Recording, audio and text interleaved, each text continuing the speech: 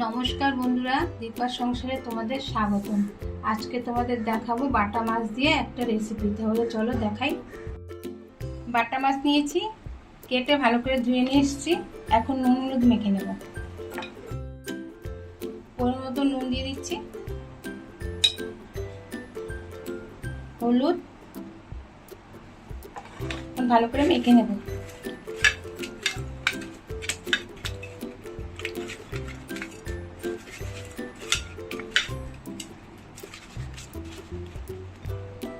মেখে ভালো করে নিয়েছি, এখন 10 মিনিট রেখে দেবো এভাবে। বাটা মাছে মশলা দেবো। দেখো, নিয়ে নিয়েছি 1 চামচ সাদা সর্ষে, কালো সর্ষে 1 চামচ, 4টে কাঁচা লঙ্কা আর আম নিয়েছি। এখন সবকিছু আমি পেস্ট করে নেব।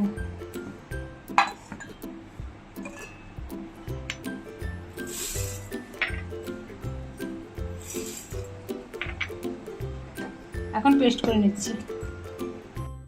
একটা কড়াই বসিয়ে দিয়েছি, কড়াই গরম হয়ে গেছে। এখন সর্ষের তেল দেবো মাছ ভাজার জন্য।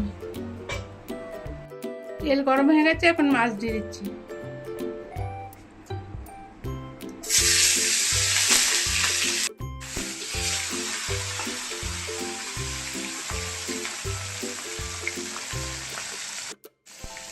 এক পিঠ ভাজা হয়ে গেছে, আর এক পিঠ উল্টে দিচ্ছি।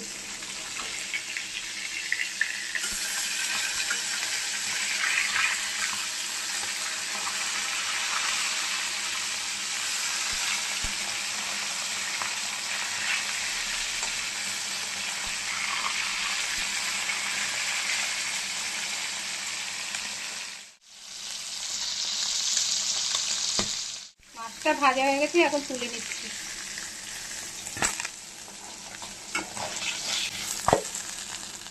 বাকি মাছগুলোও ভেজে নিচ্ছি। মাছ ভাজার তেলেই আমি 2টো শুকনো লঙ্কা দিচ্ছি, সর্ষে ফোড়ন দিচ্ছি,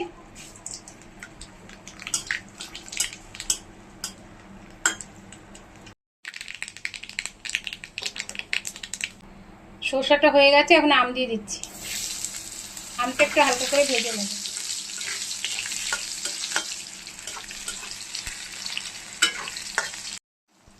পরিমাণ মতো নুন দিয়ে দিচ্ছি, সামান্য হলুদ দিচ্ছি।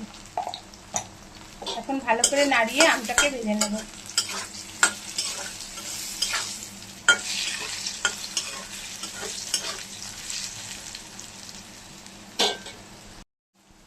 আমটা ভাজা হয়ে গেছে, এখন সর্ষে আর লঙ্কা বাটাটা দিয়ে দিচ্ছি।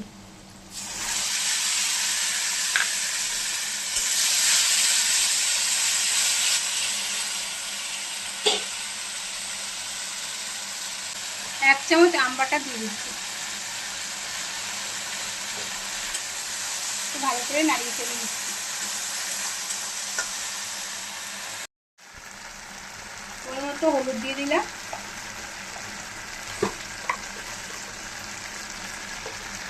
চিনি দিয়ে দিচ্ছি। একবার লবণ দিয়েছি, আরেকটু লবণ দিয়ে দিচ্ছি। ভালো করে নাড়িয়ে চেড়ে একটু সামান্য কষিয়ে নেব।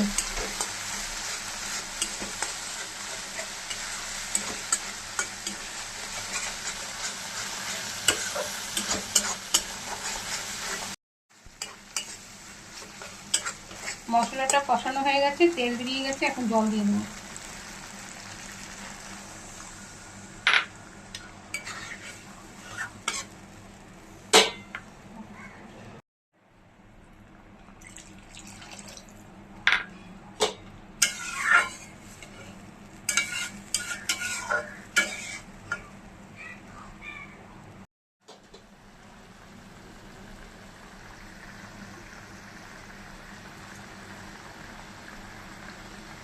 ঝোলটা ফুটে গেছে, এখন মাছটা দিয়ে দিচ্ছি।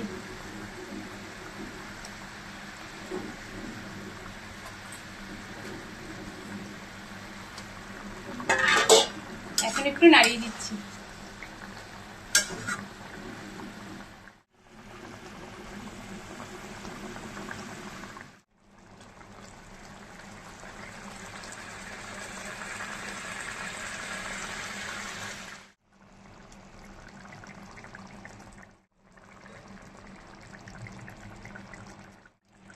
দিয়ে বাটা মাছের টক হয়ে গেছে, এখন নামিয়ে নিচ্ছি।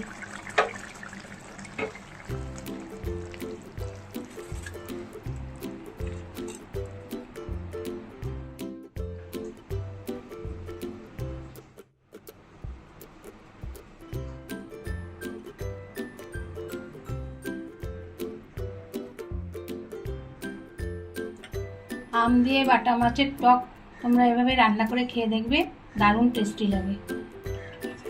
তোমাদের যদি ভালো লাগে ভিডিওটা তাহলে লাইক করো, শেয়ার করো, সাবস্ক্রাইব করো। ভিডিওটা দেখার জন্য ধন্যবাদ।